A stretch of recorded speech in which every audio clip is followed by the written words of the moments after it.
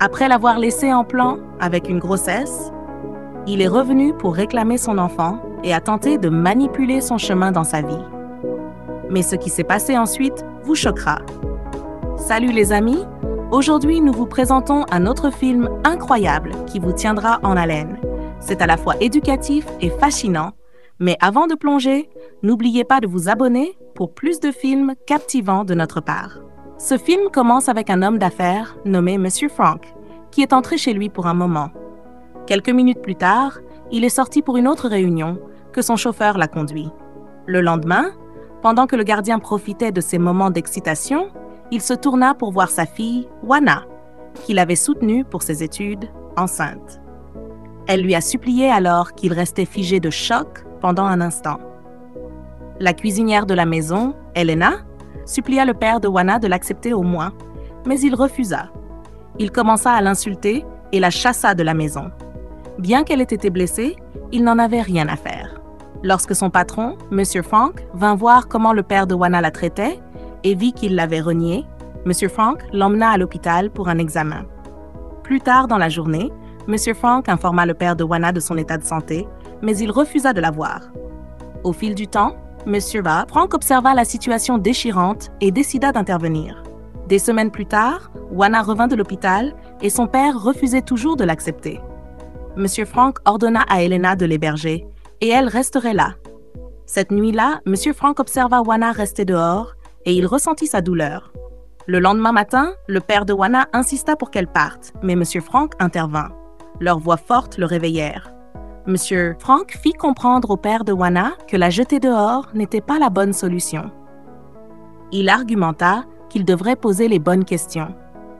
Même s'il avait une image à protéger, cela ne justifiait pas de négliger la vie de sa fille. Il évoqua sa propre fille, insistant pour qu'ils viennent tous pour des discussions supplémentaires. Wana expliqua comment elle avait été rejetée par l'homme qui l'avait mise enceinte, mais son père resta sur sa position. Cependant, en observant toute la situation, Monsieur Frank accepta d'épouser Wana, promettant de prendre le fardeau et la responsabilité sur ses épaules. Ils furent tous choqués lorsqu'il appela le père de Wana pour une discussion privée. Cependant, Wana réfléchissait à cette proposition. Son père insista pour qu'elle accepte le mariage, affirmant que cela changerait sa vie car il était son seul espoir. « Les gars, est-ce juste? Accepteriez-vous d'épouser le patron de votre riche père dans une telle situation? » Eh bien, regardons et voyons. Plus tard dans la journée, alors qu'Elena portait du café dans la chambre de Monsieur Frank, Wana lui demanda pourquoi elle faisait cela chaque nuit. Elena expliqua. C'est pour garder Monsieur Frank éveillé à cause de sa charge de travail, alors j'insiste pour lui apporter. Lorsqu'elle le fit, Monsieur Frank savait déjà qu'elle voulait parler. Il lui demanda « Si ce n'était pas selon ta volonté, aurais-tu rejeté ma proposition ?» Elle accepta de l'épouser instantanément, sans pression. Le lendemain, Monsieur Frank tint une réunion à la maison, annonçant l'accord de Wana pour l'épouser. Il donna ensuite à son père une clé de maison, promettant de prendre soin de ses enfants jusqu'à ce qu'il finisse l'université et de lui envoyer de l'argent pour qu'il puisse commencer quelque chose pour lui-même. Ils l'apprécièrent tous. Des semaines plus tard, après le mariage, Monsieur Frank fit clairement comprendre à Wana, dans la chambre, que leur mariage était par convenance. Il promit de ne pas en profiter de quelque manière que ce soit avec le temps. Ce jour-là, Wana était sur le point d'accoucher et elle fut assistée à l'hôpital. Que pensez-vous de la proposition de Monsieur Frank? Auriez-vous pris la même décision si vous étiez à la place de Wana? Faites-nous part de vos réflexions dans les commentaires. Des années plus tard, Alexis est rentrée chez elle après une longue absence. Elle n'a salué que Elena et son père, échangeant des politesses, tout en ignorant Wana, alors qu'ils entraient tous à l'intérieur. Quelques instants plus tard, alors qu'Alexis profitait de son espace à l'extérieur, Elena vint l'appeler pour le déjeuner. Alexis minimisa Wana lorsque Elena parla d'elle. Ce soir-là, Wana se rendit dans la chambre d'Alexis. Après avoir déposé son thé, Alexis insista pour qu'elle parte car elle voulait dormir. Wana, qui essayait de bien s'entendre avec elle, se sentit mal et partit. Elle retourna dans sa chambre et se coucha, mais ne dit rien à son mari quand il lui demanda ce qui s'était passé. Le lendemain matin, Alors que M. Frank partait au travail escorté par sa femme, il échangea quelques mots avec sa fille, puis s'en alla. Quand Juana tenta d'engager la conversation avec Alexis, celle-ci reçut un appel et partit. Plus tard dans la journée, Alexis sortait et croisa par erreur sa belle-mère. Elle ne s'en soucia pas et s'éloigna. Juana ne prit pas cela personnellement et s'éloigna aussi calmement. Lorsque Alexis et son père revinrent ce jour-là, elle était impatiente de voir son neveu. Son père la rassura que ce serait bientôt possible. Juana vint saluer son mari, qui lui raconta à quel point sa fille lui avait été utile ce jour-là. Cependant, Alexis ne semblait pas enthousiaste, et ils regagnèrent tous leurs espaces respectifs. Quelques jours plus tard, M. Frank et sa famille assistèrent à la journée sportive de leur enfant. Alexis était excité car son neveu était de retour, et ils apprécièrent ce moment au fil du temps. Un matin, M. Frank appela sa femme pour lui parler de l'investisseur qu'il allait rencontrer pour leur prochain projet. Il lui expliqua la situation, mais elle resta seule à porter la nouvelle. Peu après, sa fille vint lui parler de son petit ami qu'elle souhaitait lui présenter. Son père fut choqué, mais lui assura qu'il s'en occuperait, puis il partit. Plus tard ce jour-là, M. Frank rentra chez lui avec son investisseur, M. Darry, qui se révéla être le petit ami d'Alexis, et aussi l'homme qui avait mis Juana enceinte. Tout le monde fut surpris, et après les présentations, tandis que M. Frank et M. Darry allaient commencer leur réunion d'affaires, Alexis parla rapidement avec son petit ami. Elle insista pour qu'il reste avec elle dans sa chambre pendant que les affaires continuaient avec son père, et ils passèrent du temps ensemble. Ce soir-là, Elena, qui remarqua combien Juana semblait inquiète, lui demanda quel était le problème, mais Juana ne dit rien. Que fera Juana lorsque l'homme qui l'a abandonnée et qui est le père de son enfant sort maintenant avec sa belle-fille et est aussi associé en affaires à son nouveau mari? Le lendemain matin, M. Darry et Juana échangèrent un regard lorsque Alexis apparut. Ils poursuivirent leur routine de jogging et plus tard dans la journée, M. Darry fut vu en train de prier pour son fils. En voyant cela, Juana se fâcha et le confronta en lui rappelant ce qu'il lui avait fait. Elle le mit en garde de rester loin de son fils, puis ils partirent. Plus tard ce jour-là, quand Juana revint, Darry la confronta, insistant pour qu'elle lui donne accès à son fils. Elle refusa et lui adressa un sérieux avertissement avant de se diriger vers sa chambre. Le lendemain, Alexis approcha son père en lui demandant pourquoi il avait chassé son petit ami. M. Frank expliqua que c'était sa décision et que c'était pour le mieux. Il encouragea sa fille à respecter sa décision, mais elle n'était pas contente. Elle s'éloigna, sans savoir que Juana était en arrière-plan, écoutant leur conversation. Si vous étiez à la place de Juana, comment géreriez-vous cette situation, sachant que l'homme qui vous a mise enceinte puis abandonnée sort maintenant avec votre belle-fille et est associé en affaires à votre nouveau mari? Partagez vos réflexions dans les commentaires pendant que nous découvrons la suite. Un jour, Juana vint donner un conseil à Alexis, qu'elle quitte sa relation avec Dar, mais elle refusa. Au contraire, elle traita Juana de noms blessants.